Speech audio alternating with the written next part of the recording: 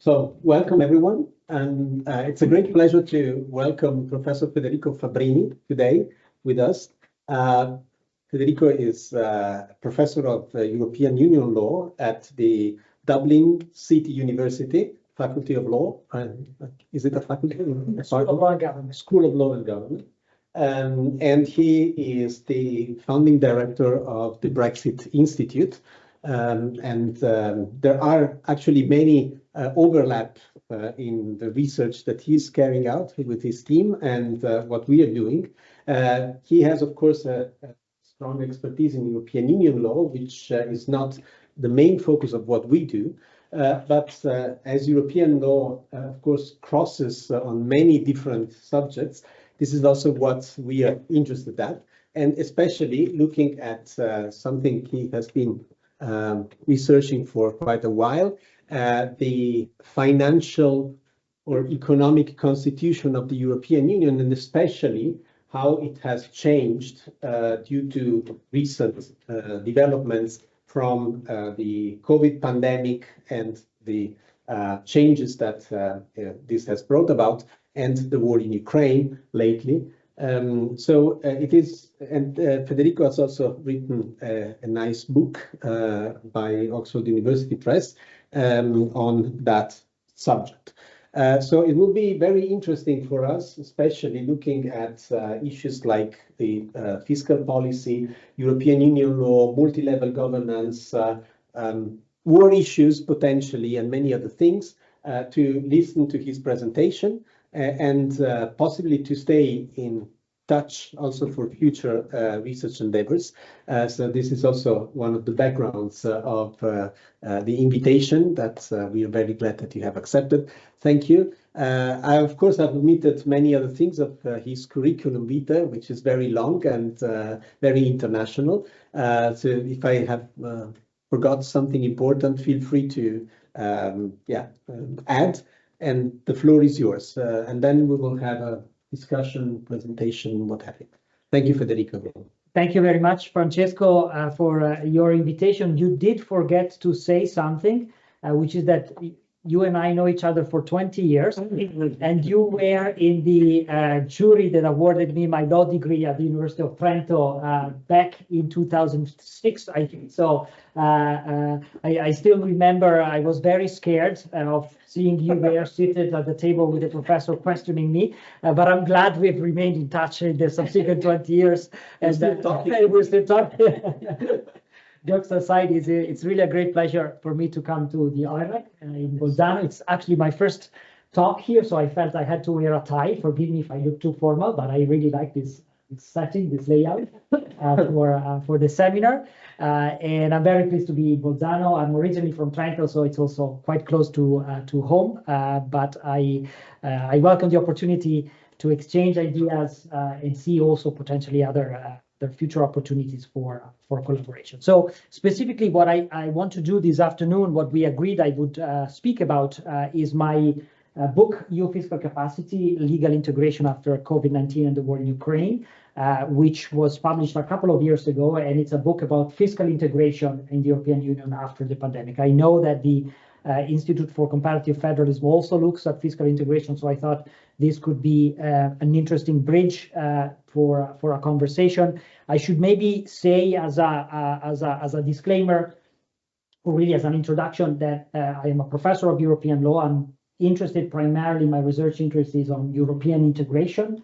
I have a broad interest in the topic, so I've been working on fundamental rights, economic governance, common foreign and security policy, and several other areas of European integration. But I think the sort of the silver lining or the fil rouge across all my work is that I am a comparative federalist in disguise, to the extent that I think that it doesn't make sense to study the European Union without using a comparative federalist perspective. And here, those of you who know my work, I've been systematically comparing Europe and the United States, the federal experience of the US, also using that as a benchmark to understand what is going on in the European Union.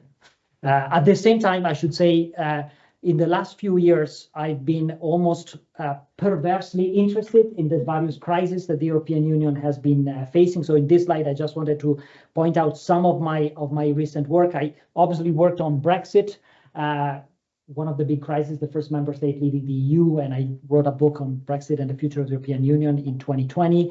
And then more recently, I have a new book that is just coming out on the war in Ukraine, and integration in common foreign security policy in that area, which is titled The EU Constitution in Time of War, Legal Responses to Russia's Aggression of Ukraine. But today I will be talking about this book in the middle. It's in the middle because it's what I'm talking about, but also because this was 2020, this is 22, and this is 24. And here, the purpose of this book really was to examine the transformation that the European Union has experienced during the COVID-19 pandemic, which was a huge crisis for the entire world, but I think specifically for the EU because of the weaknesses of the original fiscal integration framework of Europe. So moving to the substance of the presentation, the purpose of my remarks this afternoon, just as the book itself, is to examine the implication of the responses to COVID-19 and indeed also the initial response to the war in Ukraine on the constitutional architecture of economic governance. And by that, I really mean the series of norms and institutions that regulate the economy in the framework of the European Union, what is technically known as economic and monetary union. You will all know this was one of the most important steps in the project of European integration. It started with the Treaty of Maastricht, and it resulted in the fact that we all have euro coins in our pockets. That was one of the biggest achievements of Europe. But at the same time, as many scholars, analysts had pointed out, economic and monetary union was an incomplete framework. And what I try to do in the book is to highlight how that framework has changed in response to COVID. And the arguments that I make is that actually COVID and then the war in Ukraine led really to a significant transformation in Europe's economic and monetary union because with the creation of Next Generation EU, the recovery fund, eventually the European Union now has a fiscal capacity. By fiscal capacity, I mean, I'm preaching to the converted, I guess. By fiscal capacity, I mean a centralized budget funded through own resources that can be used for counter-cyclical fiscal economic purposes. The challenge, however, is that this fiscal capacity that was created in the aftermath of COVID is temporary. It was done to address the pandemic. But of course, as Europe continues facing new geopolitical, in fact, crisis, I think there is a strong normative case to make that fiscal capacity permanent. And as I will try to point out towards the end of my presentation, that goes beyond the book, really, it's more connected to my recent work, but I think there are clear signs that is happening, that this consolidation is going on, but it's, again, incomplete and partly undemocratic consolidation of fiscal capacity. So I would like to structure my presentation today basically in three parts, and I'm taking a very linear chronological perspective, which I hope will simply drive home the argument that I'm making. So I will firstly briefly remind you of the main features of economic and monetary union before the pandemic, how the European Union architecture of economic governance used to work until COVID. I will then highlight the major changes that have occurred during the pandemic itself. And finally, I will conclude by looking beyond COVID. I mean, it's almost ridiculous to say after COVID. That was only 2 years ago, but still, yes, I think we have moved in a different phase now, although there is now a new crisis with the war in Ukraine that is raising fiscal challenges of its own. Feel free to interrupt me, I should say, if anything I say doesn't make sense or if it requires clarification, and then of course we can also come back to the substance later on.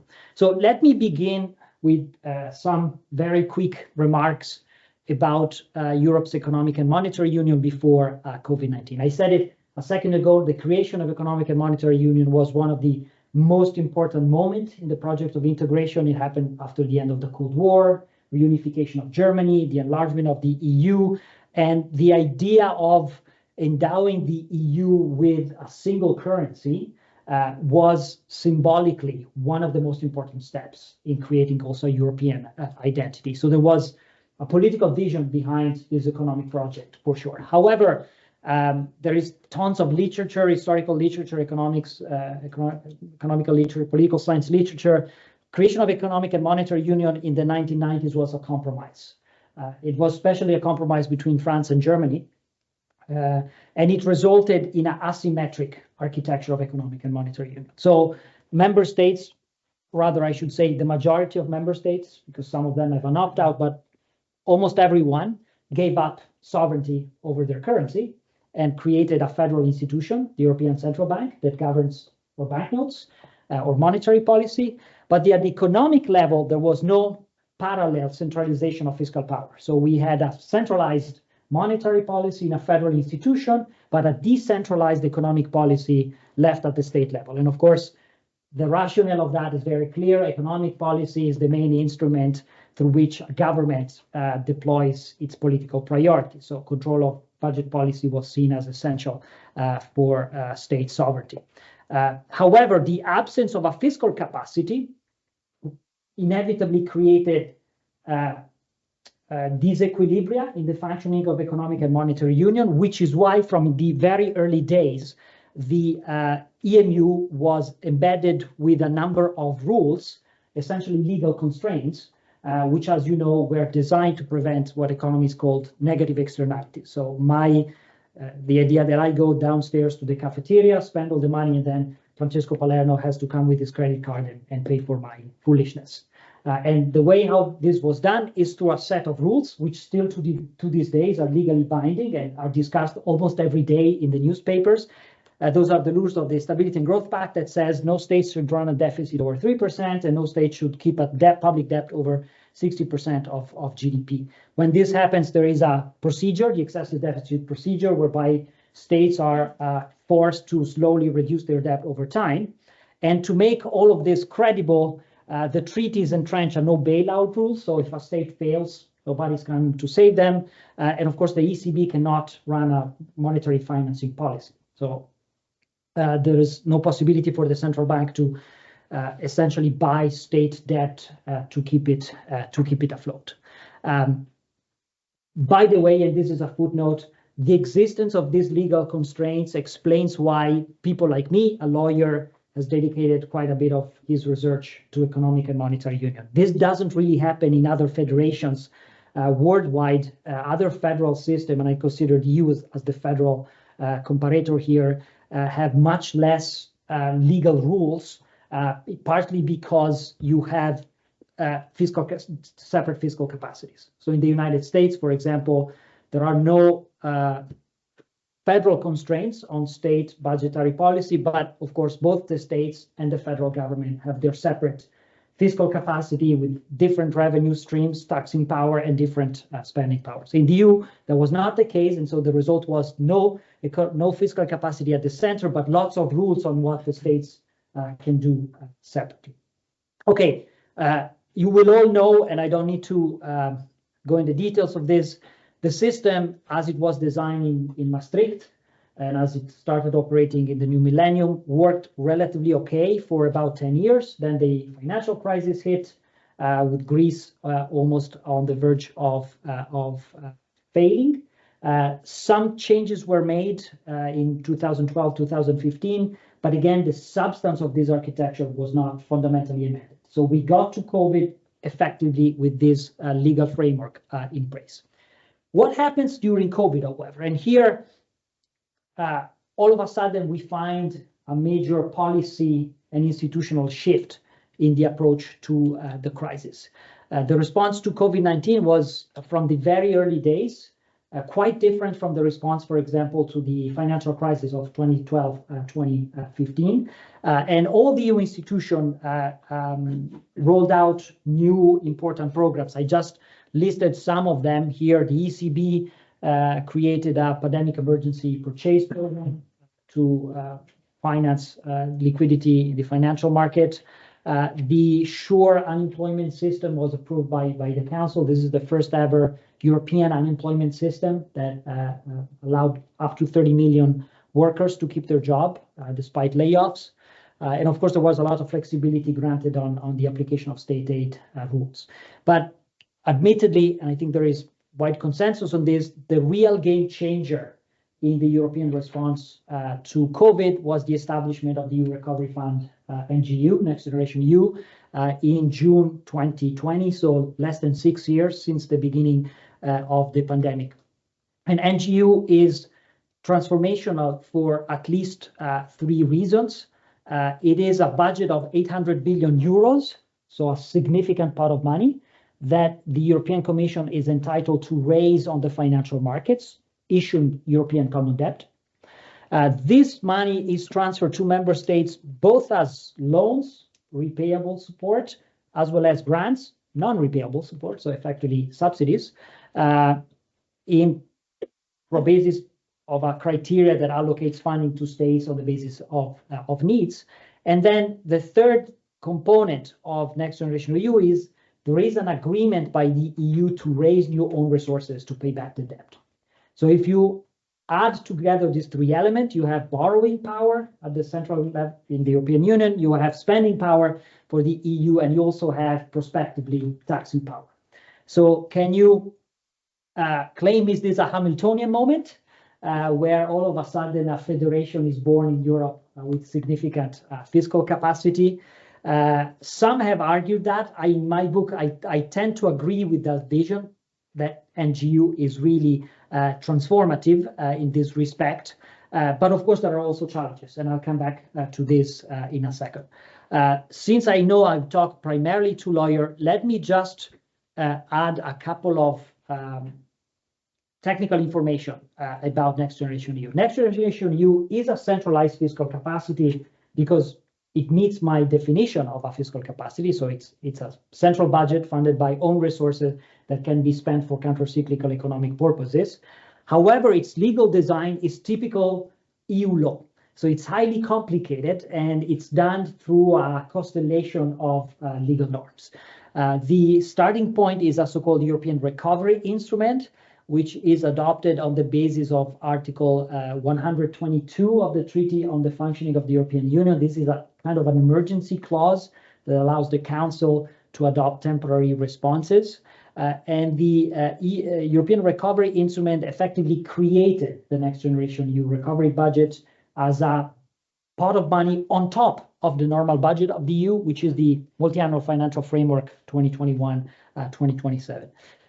The other key piece of legislation is the so-called own resource decision. This is the revenue law of the European Union.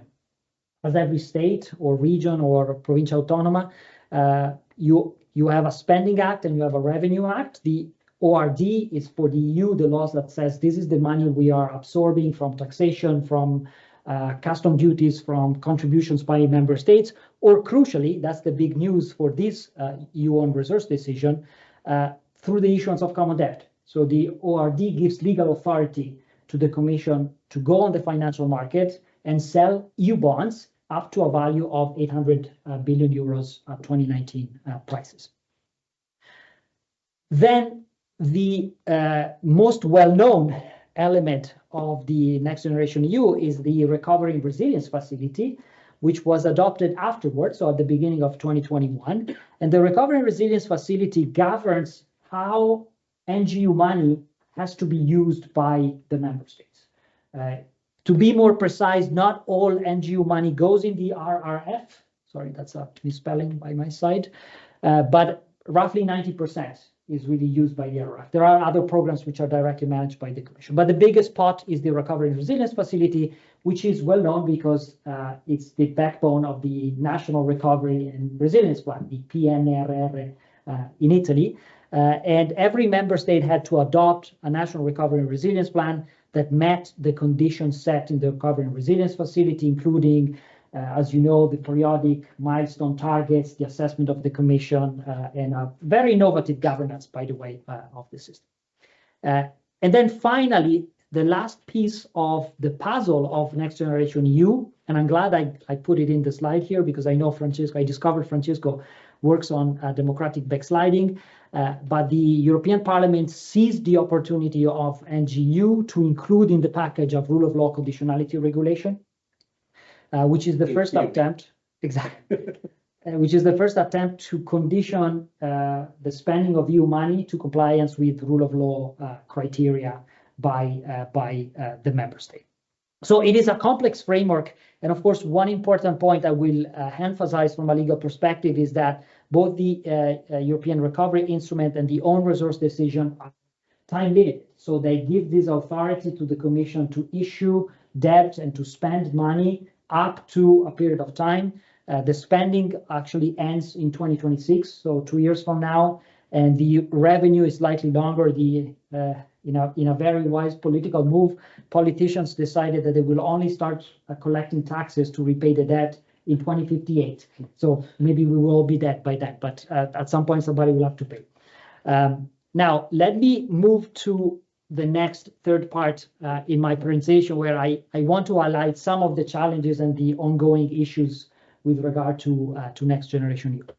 And I think there are at least 4 of them which are worth discussing from a fiscal federalism perspective. The first one is the management of Next Generation EU, and here I want to, in particular, highlight the question of compliance with the rule of law. As I said just a second ago, the rule of law conditionality regulation is a core part of the project, and I think Next Generation EU here set a precedent of using spending conditionality as a way to nudge member states to comply with specific human rights, democratic values. However, I think the question mark is due here because we don't really know, we don't have enough evidence to appreciate whether the rule of law conditionality regulation is working or not.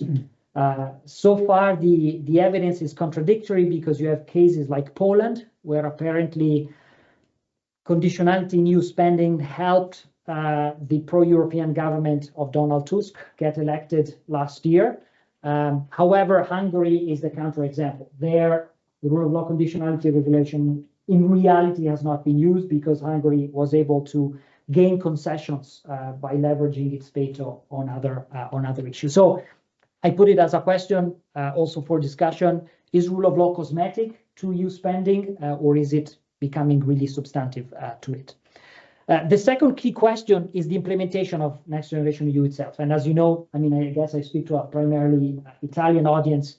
This has been a big theme also in the media and the public debate, especially in Italy, because Italy alone absorbs 1/3 of the RRF envelope. So the Italian government is receiving almost 200 billion euros of European funding.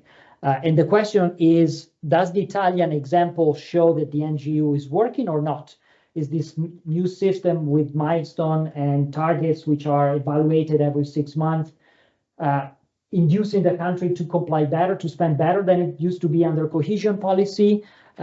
What about the other member states? Are they also implementing properly Next Generation EU? Are there real improvements on the ground, or we just have this huge amount of money and we don't know what to do and we maybe just build a couple of benches on the thatthe? So there are, I think, issues that have to be assessed there in terms of the effectiveness of the National Recovery and Resilience Plan as the implementation of Next Generation EU, but also about the legitimacy. The plan in the Italian case was drafted by Mario Draghi, then a new government came in, was lukewarm about it. It took a while for it to start really implementing it properly. So again, another question mark. Moreover, I referred to it some minutes ago. Next Generation EU is a great step forward in fiscal integration in Europe, but it relies on an expectation. And the expectation is that at some point we will introduce new own resources to pay back the debt. And the debt has been growing actually because interest rates have also were very high, as you know, in the last few years. So we are looking at a debt which is now about 1 trillion euros. And we don't have in the EU at the moment the resources to repay back that debt. The European Union has a very limited taxing power. It collects customs duties, but we have free trade agreements with almost everybody in the world, so there's very little custom duties to collect. The Union, of course, takes sanctions against firms that breach competition rules, but again, this is not a lot of money. And the rest of the budget is member state transfers. So are we going to repay back the debt by asking member states to increase the national contributions to the EU budget? if that were to happen, it would be almost a zero-sum game. The EU gave money to the states, but states have to give it back to the EU to repay the debt. What's the added value of it? So it's clear that some new taxes will need to be introduced. And when I speak about taxes, it's corporate taxes, income tax, some forms of financial tax. But as we speak now, nothing has happened. We only have a new plastic package tax that probably all of us together could raise more money than what it raises for the EU, really. So there is a big question moving forward for the EU. And that question, of course, bridges to the next one, which is Next Generation EU a model that can be replicated again in the future? Can common debt become a solution for a number of other European crises? And I think answering this question is the way to answer the question about the Hamiltonian moment that I was making a minute ago. Because if it's one-off, you only did it once, was great, but it's finished. If it is the first of a series of steps, then I think the transformation becomes permanent, and common debt becomes a normal tool for the European Union, as it is for any other public authority in federal systems. And in this regard, I think the symptoms and some early evidence is there that the European Union has become a little bit more confident in using common debt as a way to fund itself. And the economic and geopolitical challenges caused by the war in Ukraine are the main driver of that consolidation of a fiscal capacity. So this is not really in the book, but I want to draw your attention to what the EU has been doing since 2022, so in the last couple of years, to help Ukraine defend itself against Russia's aggression from the fiscal financial point of view. And here again, it's very interesting, at least from my perspective as a EU law scholar. The Union created multiple budgets, multiple facilities. There is a lot of creative legal engineering here. But all of it relies essentially on common debt. So the European Union created a European Peace Facility, originally 5.6 billion, now increased to 17 billion, which is a common pot to challenge money to the Ukrainian army. Then in 2023, the MFA plus Ukraine, this stands for a microfinancial assistance instrument, was created by the Union, and that's 18 billion euros of common debt. Again, the Commission got the legal authority to sell up to 18 billion euros of common debt on the financial markets and transfer this money to the Ukrainian government as loans. It worked well, and so this year in February, the Union adopted a new facility, the Ukraine facility. This will last for 3 years, 24-27, with a budget of 50 billion euros, some of which will be grants. And again, the Commission received by this legislation legal authority to issue 50 billion euros of common debt on the financial markets and to repay them back.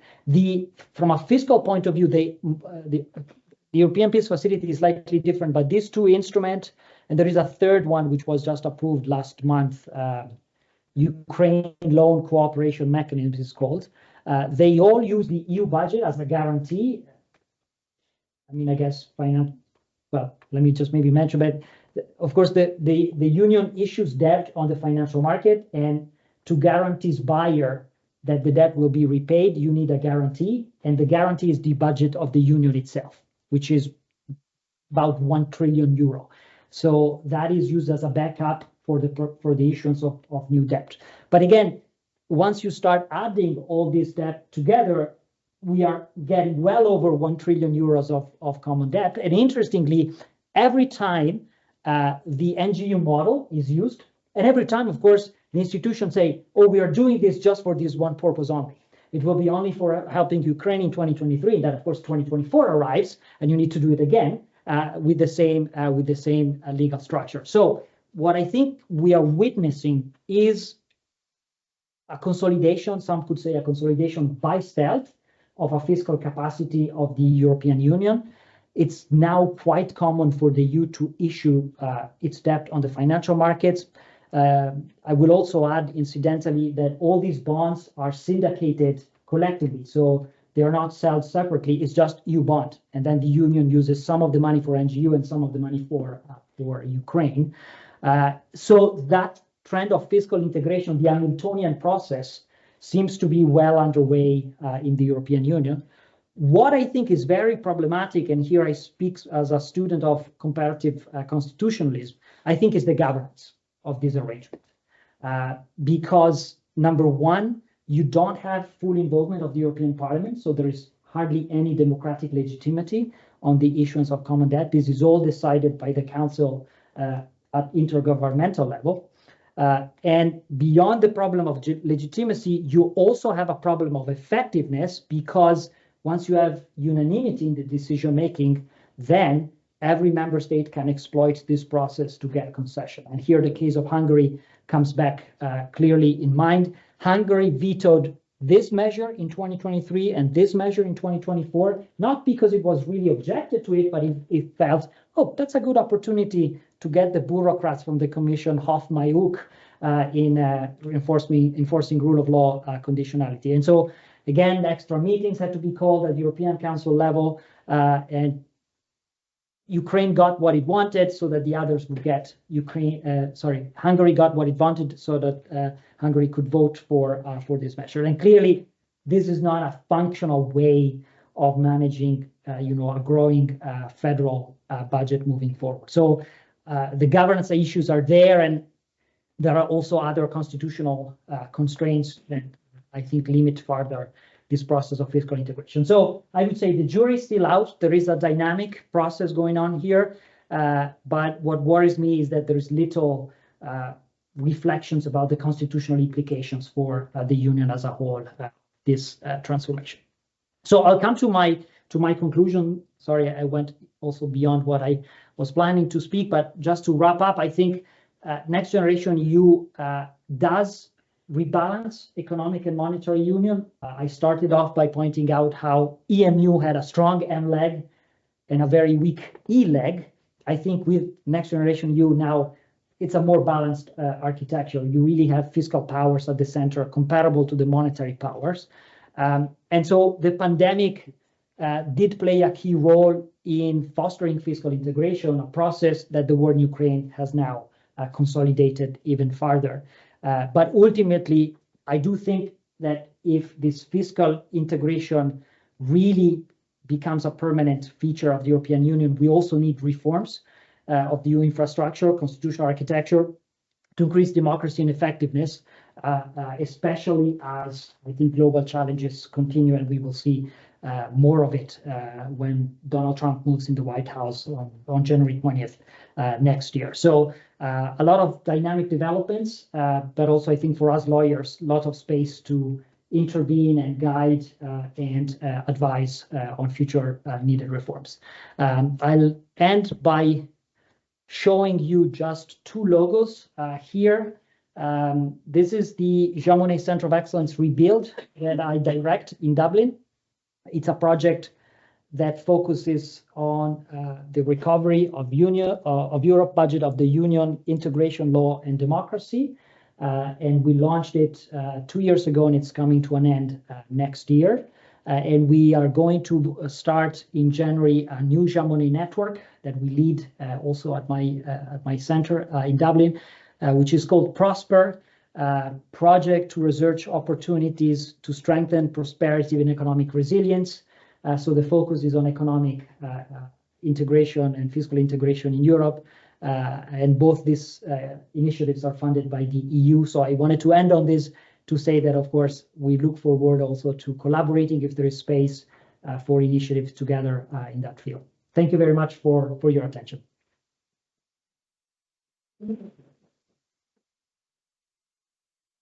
Well, Federico, thank you so much, not only for the very successful oh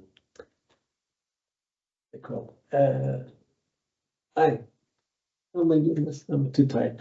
The acronyms that you're able to develop. It's not to be taken for granted. Sometimes it's very difficult, but also for making a very complex subject extremely clear and explaining the dynamics in a way that make it really accessible also to those who are not following day by day the various legal technicalities of that. So thank you really, really so much. I would have also some comments, including on the Hamiltonian moment, but I think it's now the time to open the discussion, and then I'll keep my observations and questions maybe for the end. I'm sure Alice has comments and questions on that. So let's start with let Alice, the grilling begin. Yeah, so Alice is our main expert on financial relations overall. So So thank you very much for your very inspiring presentation, because it raised me a lot of issues related to what you were explaining, especially as you commented at the beginning that you started as a comparative scholar of federalism, and you so are applying this paradigm, so the federal paradigm, to the analysis of this process. And this is very interesting because it during your presentation, many things came to my mind that recalls either things that happened in the past or in other federal systems, or things that might have implication in the federal state to be, in case we look at the European integration process in that direction. So a few comments and questions related to that, if I may. So the first one is related to the rule of law conditionality. Okay, let me put like that. So when it comes to value, so you are putting conditionality to enforce the compliance with value. Nobody complains in this case, because I saw everybody saying, okay, this is the good things that the European Union did. But this recalled me to another example, many other examples to this respect that are related to the federal spending power. So the federal power exercised to that extent on the federal side, to the extent that they change, so they allow the federal government to act ultra vires. And so this brings about a extremely powerful transformative power. And so I wonder if you see this risk. I also see many other examples, also within the European case, the same conditionality attached to the next generation related to digital and climate transition is to a certain extent could be seen to that direction, even if it's, in this case, could be seen as legitimate in a way, due especially in the climate issues because of the competence. So these things, if you see any limit to that, and you risk raising in the short, long, medium term in that respect. And another thing that came to my mind is related to, well, the word you have chosen, fiscal capacity. You have explained it, but every time you talk about that, I always see the issue of the taxation power, because again, this is the missing the genetic flow of this European fiscal capacity, and you mentioned it as a new roadmap to exercising tax power, but still, I think that, I don't know if you could tell us more about the choice you made in favor of this word and not another one. For instance, you mentioned fiscal power, that might be something more, let's say, along the paradigm, but still I'm interested to know a bit more, because I'm pretty sure that you had in-depth reflection on the choice. And another thing linked to that is the fact that you are explaining this transformative power of these new tools, and you mentioned the fact that there was this issuing from the state member for the member state, sorry, from the European Union, the European Union and the member state accepted to issue common debt. Isn't there something missing, like real solidarity in terms of equalization, as we are used having a look at the European Union from the traditional federal paradigm? In this sense, solidarity is essential to each federal state. You mentioned this issuing common debt as a way out, so an idea of having own resources and also reaching a sort of solidarity, but this is something that is completely different from what you're used to from a federal state paradigm. So can you maybe tell us something about that? Because I see this as a like missing an opportunity from you. But I don't know if you agree or not with that, and I would like to know more about that. And one last issue, if I may. I'm here all afternoon. So about this possibility to raise own taxes at EU level, you mentioned, you listed and enumerated some taxes, and I wonder if the discussion, because I'm not familiar with that precise discussion, if the discussion recalls what happened, for instance, in the case of Australia, when the federation was born, that there were these trends toward fiscal centralization, in the sense that there was these wartime agreements, or in the case of Canada, that there were these tax collection or tax rental agreement, depending on the period in time. So is it something, are you thinking about something similar, or are you thinking about something completely different that is like breaking the traditional federal paradigm in a way? So I guess that... Before collecting further questions, give Federico 2 or 3 hours to... No. Thanks so much. It was very inspiring, and your presentation made me thought about these things, so sorry for that. No, thank you, and it's actually a wonderful, thoughtful question. I'm very grateful that you raised them. So let me take them in order. On the first one, on rule of law, conditionality, spending conditionality, I should say in the book, actually, that's Francesco's great copy, but there is one of the chapter that is comparing Europe and the US. And so I look also at the American case of using federal spending power as a conditioning for state action. People in the room will probably know the famous US Supreme Court, South Dakota versus Dole, where the Supreme Court said this is legal, effectively. And that gave huge amount of powers to the federal government to use the budget to condition states to do things like raising the drinking age. That was the case in the South Dakota litigation. The federal government said, if you want to get federal highway funds, you need to raise drinking age of your residents. And South Dakota opposed that, saying, this is federal commandeering. You're obliging me to change my laws in my areas of sovereignty in order to get the money. And the Supreme Court said, that's no problem. It's legal. Having said that, what I found really interesting is I presented this book. I actually finished writing it while I was in Princeton as a visiting professor a couple of years ago. So I gave lots of talks to American universities, and American colleagues were amazed of the power that the EU, the supranational institutions, are getting in terms of, let me go back here, rule of law conditionality. And many thought in the US federal system that would probably breach state sovereignty and be unconstitutional.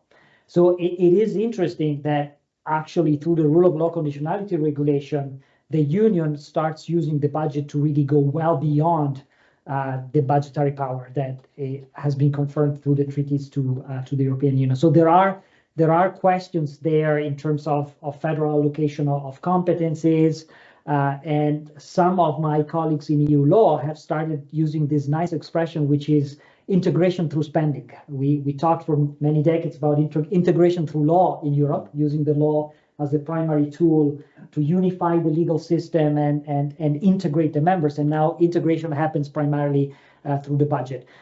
Moreover, I will also flag, and I wrote recently another article in Journal of European Integration, which is on this, the RRF model has become the new governance model for EU spending across the board. So the new cohesion policy framework, starting in 2027, 2028, will copy-paste the RRF. It means regions have to present plans. The plans have to be in line with the EU priorities. They will be assessed on a 6-month basis. So it's a significant change of how cohesion has worked up until this point. And there are questions whether, this is legal, but also this is wise. So I think you're raising a good point there. On your second question about fiscal capacity, yes, I did make a deliberate choice of using that term. I think that term has become a term of art in European legal and public policy discussion. And it goes back to a choice that was made in the aftermath of the euro crisis. Some of you will remember in 2012 and then in 2013, the leaders of the EU institutions published the so-called 4 President reports on the future of economic and monetary union. There was the President of the Commission, the European Council, Parliament, and Central Bank. And then the next year, the 5 President report, they added also the President of the Eurogroup, where they laid out a map on how Europe should address the euro crisis. And in that context, they started speaking about fiscal capacity. Of course, there is a reason for that. And again, it has to do with the idiosyncratic nature of the European Union. You often come up with new words which are less threatening than old ones. So if you could just use the word federal budget, but forget about it. No, member state capital would not like that. So you come up with fiscal capacity. But the word has sticked, and it was used in European Parliament resolution, European Council conclusions, European Commission proposals. So I decided to use that term that I think has now been accepted in European law and policy discourse as a term that defines a specific concept. But I agree with you that it's synonymous to other things, and in fact, it might be also downplaying what is happening here. So words have meaning. I think you're right on that point. On your third question about the transformative nature of NGEU and solidarity, I'm really grateful you raised that, because I didn't speak about solidarity in my presentation, but I do think that NGEU is an expression of solidarity. Part of the reason being that, of course, the allocation of funds to member states in the RRF reflects the spirit of solidarity. So whereas in the EU budget, you have roughly, it's not really like that, but there is this principle of juste retour. So every state pays into the budget and there is a payback almost equivalent to that. Thanks God, Margaret Thatcher, you could say, or damn Margaret Thatcher, but I think that's the spirit of the budget. No, the Germans are paying a little bit more to the others, but they also want resources back. Under NGEU, some states are getting the largest share of funding, and the states are Italy, Spain, and Poland. So effectively, there is redistribution towards member states which were, number one, hit hard by COVID, and number two, had pre-existing structural weaknesses in their economic systems. Why you could do that? Now, I think for a number of reasons. First of all, this is not German money that are being transferred to Italy, so you don't have this perequation mechanism of federal system, which are so complicated, as you guys know better than I do. This is really EU money. In the US, it's the same. Of course, taxpayers in New Jersey and New York pay more, but it's not then transferring directly to Alabama or Mississippi. It's the federal government that does it by issuing its own bonds. So that's slightly easier to do. And then secondly, again, I think one of the reasons why that was done is this is on a temporary basis. So it's exceptional, big crisis, COVID, dramatic. We have to do something, but it's only until 2026. So the question is, what are the political, sociological, economic factors that allow for a fiscal capacity to consolidate?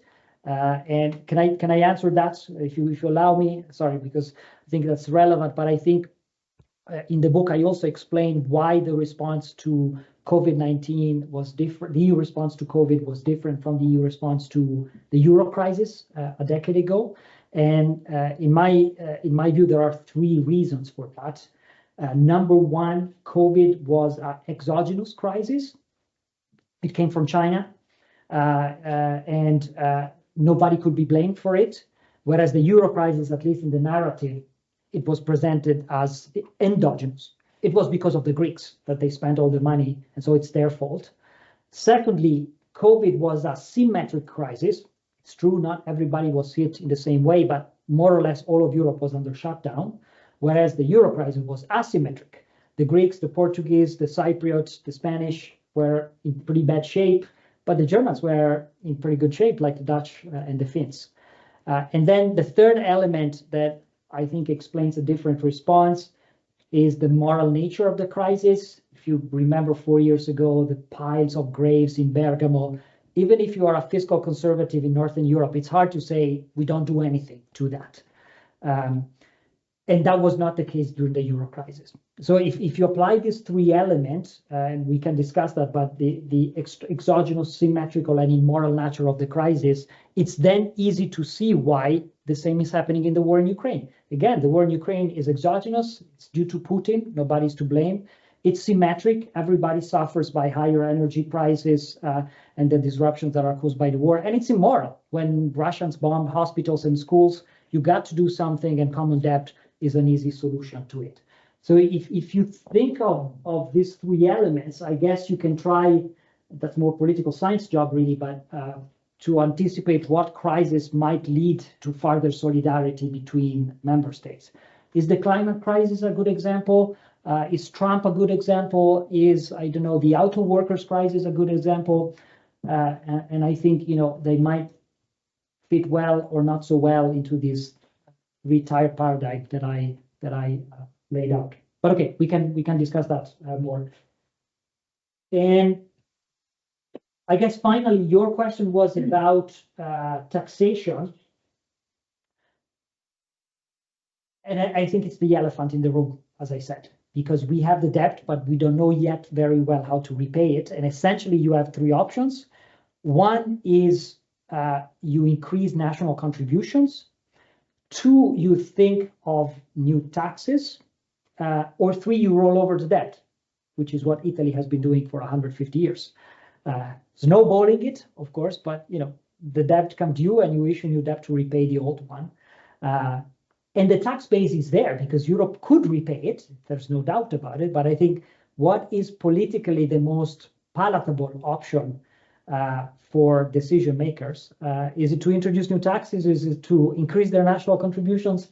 Maybe not. So I guess what we will see is a tendency to increase the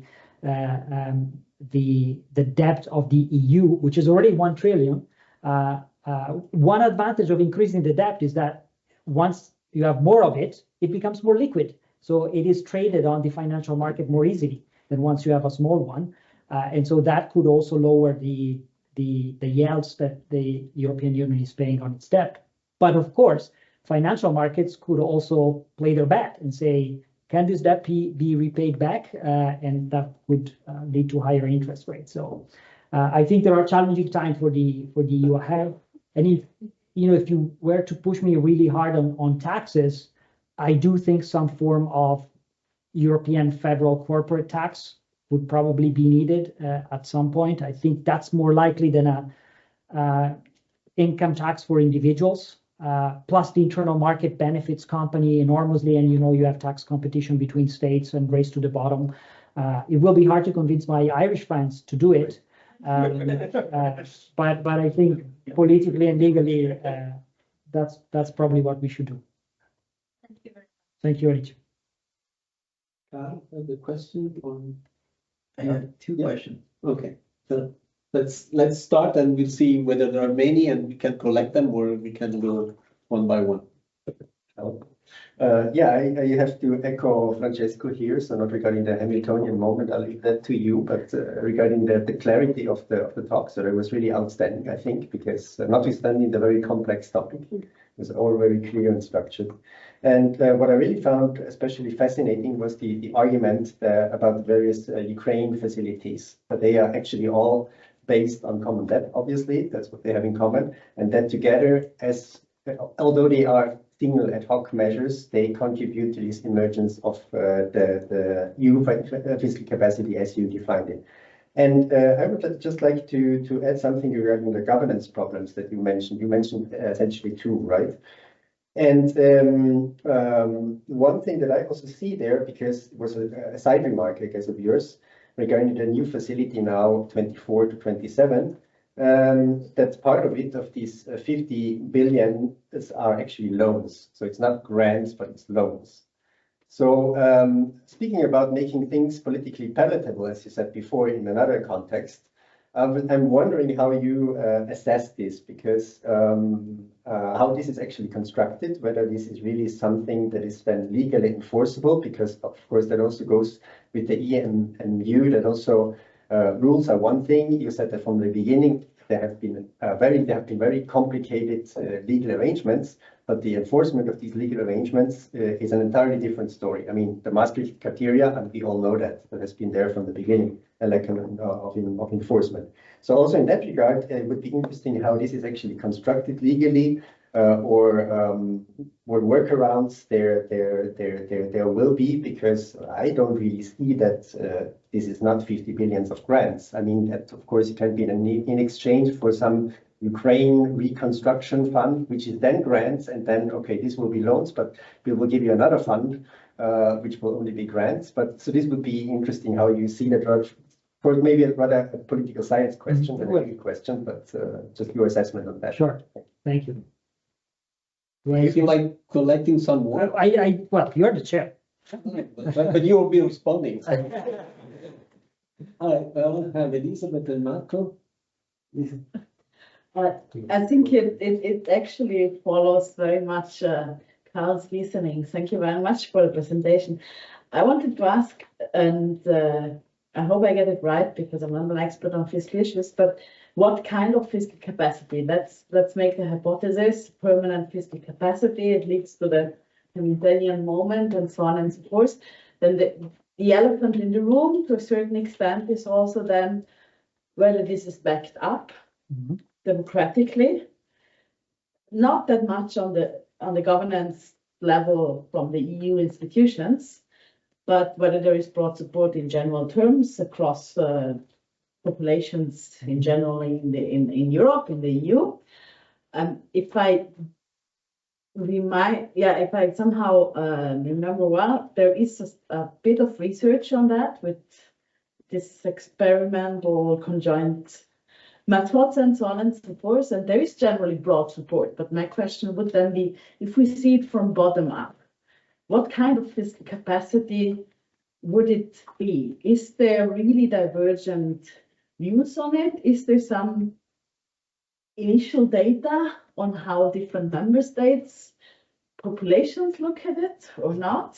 Because the other issue is obviously Hungary, Poland, top down, we know that kind of, but it's a crystal ball question. Well, that's a very good one. Thanks, Elizabeth. Marco? So first of all, thank you for the presentation. I have two questions based on Letta report. So the first one is concerning ESM.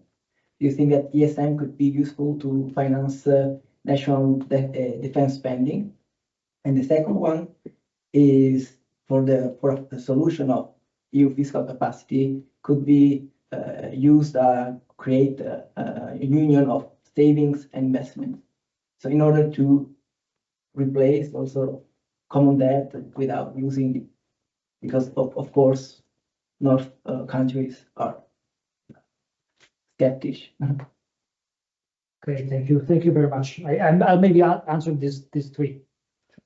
I'll start with you, Carl. Thanks for that question. It's a very good one. So I think, how can I put it? I think there is a lot of hypocrisy in the way how these Ukraine support instruments are designed, and especially the use of loans relies on very weak assumption. The assumption being that Ukraine will be able to repay it. And so in reality, and I've been speaking to people in the legal service of the council and the commission, and they don't say it openly, but I think there is an understanding that actually this money would never be paid. And so it's designed as a loan, but effectively it's a grant, because we give it to Ukraine, and we know that Ukraine does not have the capacity as a country at war. It will need huge amount of funding moving forward. So at some point, it's a sort of an indirect state aid to European companies to rebuild Ukraine. Basically, that's what it is. Well, you can see that way too. I mean, some of it goes to military purposes, but all in all, it's transferred money that will not be paid back. So we're really talking about grant, which makes the question about taxation even more important, because if it's a grant, you have to pay back the primary loan. the union effectively is making a loan with a bank to get the money and then transfer it to Ukraine. So how do you pay it back to your own creditor? And it's interesting. I didn't add it here, but I mentioned it in my presentation. Just last month, well, 2 months ago in October, the union created a new instrument. It's called Ukraine Loan Cooperation Mechanism, and you might have heard of it because it's this special instrument where the union will confiscate the interest on the Russian central bank assets which are frozen in the European Union. So for those of you who might not know the details, after Russia invaded Ukraine, the union imposed sanction of the Russian central banks, and so all the money of the Russian central bank in Europe is frozen. But this money generates an interest, and the European Union is claiming illegally, in my view, that actually this interest does not belong to the owner.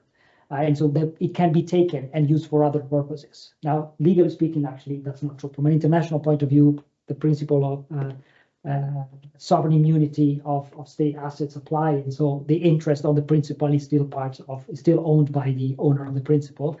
But the union has now created a legal framework where it says, I'm going to take away this interest on the Russian central bank, transfer this as a subsidy to Ukraine to pay back a loan that I'm giving to Ukraine. And that's exactly the logic that I just discussed, that the EU knows that Ukraine is not able to repay the loan it's receiving. And so it's channeling the interest from the Russian central bank assets to allow Ukraine to pay back the loan that the union is giving. We are reaching the bone, huh?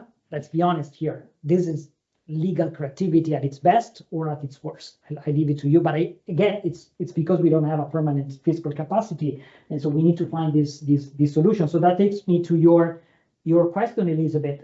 Is there democratic support? Now, this is a technical area we need to acknowledge it, but it is interesting that the Conference on the Future of Europe, which was this innovative bottom-up participatory process that ran from 2021 to 2022, in that framework, the question was discussed, and there was very strong support by the citizen in favor of a European fiscal capacity. I think at the end of the day, the citizens want public authority to deliver. They don't really care where the money is coming from, and especially if we don't speak about taxes, that's great. I mean, it almost looks like free money. Having said that, it's clear there are national differences. The so-called frugal member states of Northern Europe are much less supportive of this.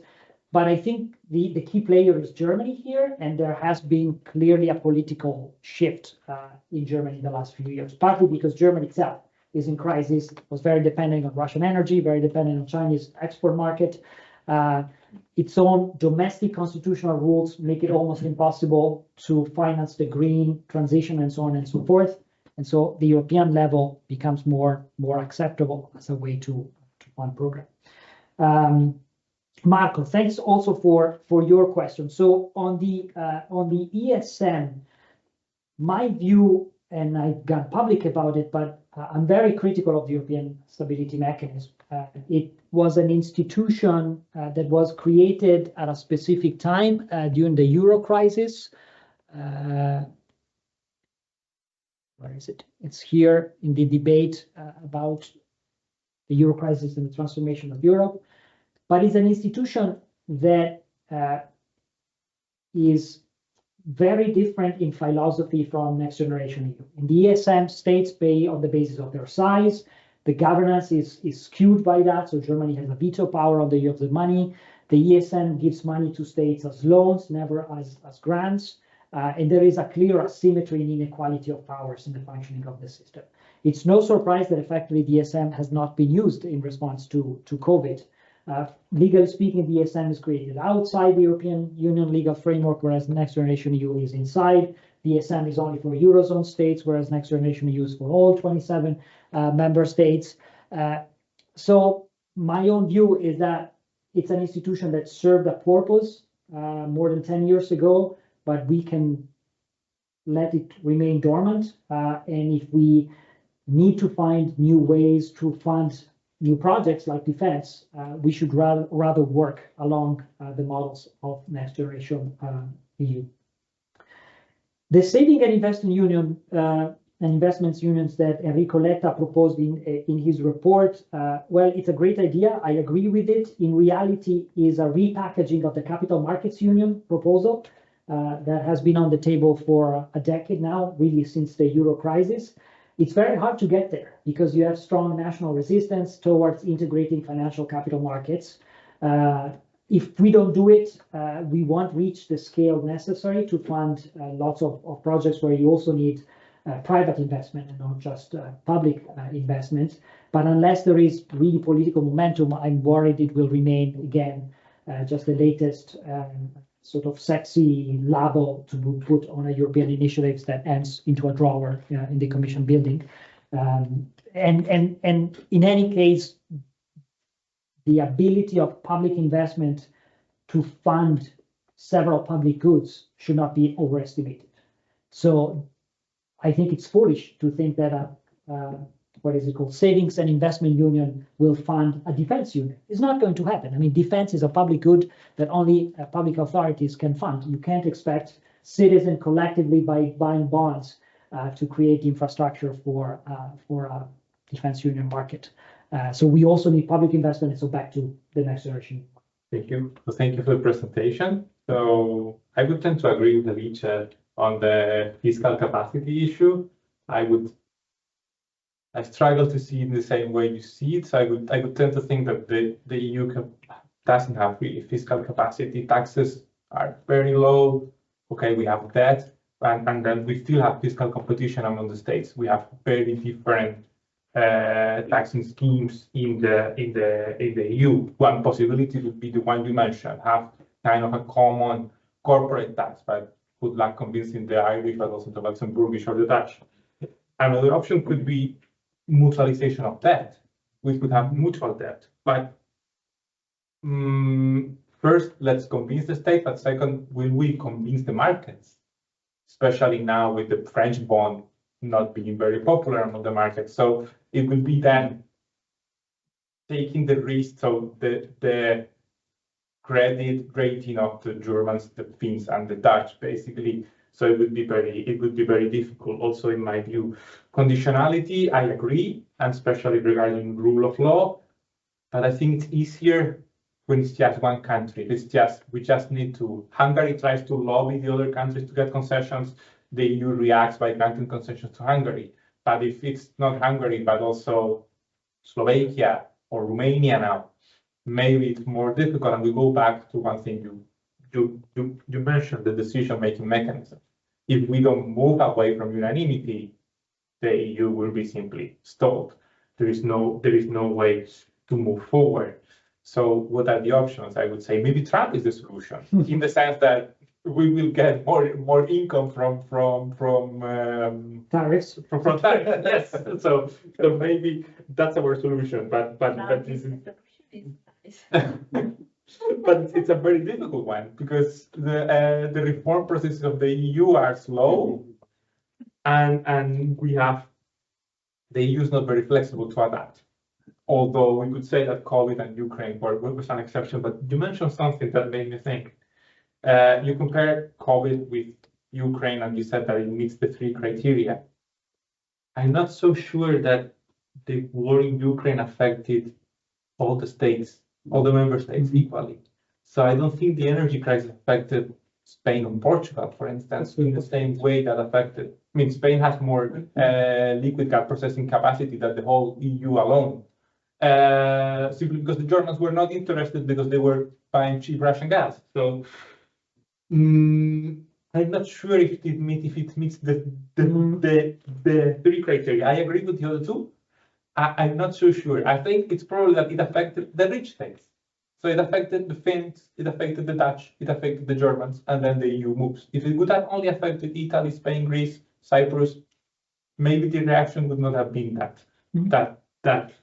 at least not that fast, in my view. But again, thank you. May I touch my question? Of course. Because it's kind of Francisco, so exactly. it has to go together. Like proxies. No, it's true in history that when money comes to play, then you tend to transform your constitutional nature, right? You mentioned it's the Hamiltonian moment that applies to many other countries and many other examples. So there might be also something for the European Union in it. At the same time, we are in a moment when either we take a decision or we're stalled, right? Like others have also said. The question could be, are we really between a choice between the Hamiltonian moment, let's say the federative, aggregative Big Bang, or possibly falling into the opposite side of the Kalunian moment when, you know, it's about splitting, separating? Or is there any possibility of a third way, which Europe has always shown to be able to follow, which is neither nor, like continuing the same way, and, you know, making debt without calling it debt, raising taxes without calling them taxes, loans and grants, like, you know, doesn't matter, confusing the terminology, like on purpose, and trying to continue the way it has done so far, not just because of, you know, hypocritical approaches, but because of political compromises. Europe seems to me to be in a Bosnian trap, right? So it is in. I like that. I should. It's unable to evolve institutions. No. Of course, then it you know, applies to Bosnia what itself is not able to impose to itself, right? Either you amend the constitution, but you don't have the procedure to amend the constitution, and so you're continuing like that. So I wonder whether you consider, and it seems to me from your presentation that you were actually more leaning towards the Hamiltonian rather than the Kalunian moment. But I wonder whether you consider it possible to continue in this gray zone, hypocritical way of, you know, a little bit of this and a little bit of that, probably without solving problem, but just, you know, shifting them to the next generation. That's a great question, Francesco. Wow. Okay, so let me answer to Francisco first, and then I'll end with your question there. So on the question of fiscal capacity, Francisco, I think you raise a point which is a terminological one. So it's, what do we mean by fiscal? And of course, it's also difficult because in your mother tongue, which is, I assume, Spanish, or in my mother tongue, which is Italian, fiscal means mostly tax, fiscal, fiscale, whereas in the English language, it has a slightly different meaning, which includes effectively financial, economic, in a broader sense. So I think to say that the European Union has a fiscal capacity is correct if you mean fiscal to be a spending capacity. It's correct if you mean fiscal to mean a borrowing capacity. It's incorrect if you mean a taxing capacity. I mean, this is still not there. So you have probably 2 out of the 3 elements that really would define the concept. But as we discussed earlier, I think there is a pressure to move in that direction. And in any case, we should not lose sight to this big change that originally there was no spending and borrowing power at all in EMU, and now you have it. So in a way, there is more balance into the functioning of economic and monetary union. Now, that connects also to your second point about the mutualization of debt. I remember, I mean, I wrote a book more than 10 years ago, The Economic Governance of the European Union. It was the time of the Euro crisis. There was all this discussion about debt mutualization. And as a student of comparative federalism, I was always putting my hands here and say, this is ridiculous. It's not going to happen because there's hardly any federal system in the world that has mutualized the debt of its component states. I mean, it's true Hamilton did it, but it was part of a grand bargain. And in any case, the US states have remained sovereign on their debt. In fact, US states fail. And there is this 2-level separation between the systems. So this very Italian idea of hoping the Germans one day on the road to Damascus would see God To the garden. and decides that they want to share their debt with our debt.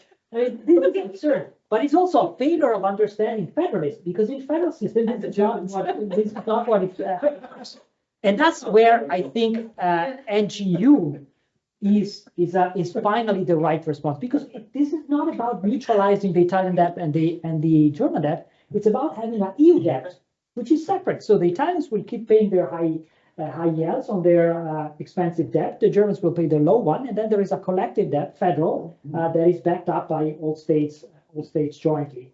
And so finally, I think the logic of federalism has entered into the discussion about economic and monetary union, which up until this point were really dominated by this state-centric view that you need to create the European state, and all of a sudden nations will not issue their debt because Europe will do it for that. That's it's ridiculous. It's never going to happen. With that said, I think your point about the asymmetric consequences of the war in Ukraine is a good one. And that also shows, I think, some of the difficulties that I was pointing out here. I think the war was initially much more symmetric than it then turned out to be. And as time goes by, it's now more than 1,000 days of war, you see a fatigue in the European response. And this fatigue is, I think, connected to the point you were highlighting, that it's not anymore true that everybody's suffering equally out of it.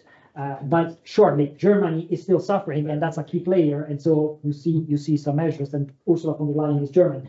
But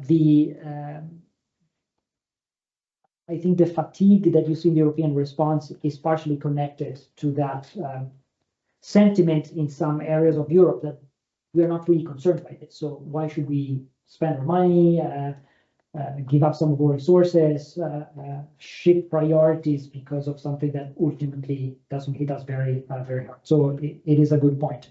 On Trump, I think I'll answer that jointly when I answer Francesco's question, and I'm so grateful for that. I think it's a great difficult question, the one you're raising me.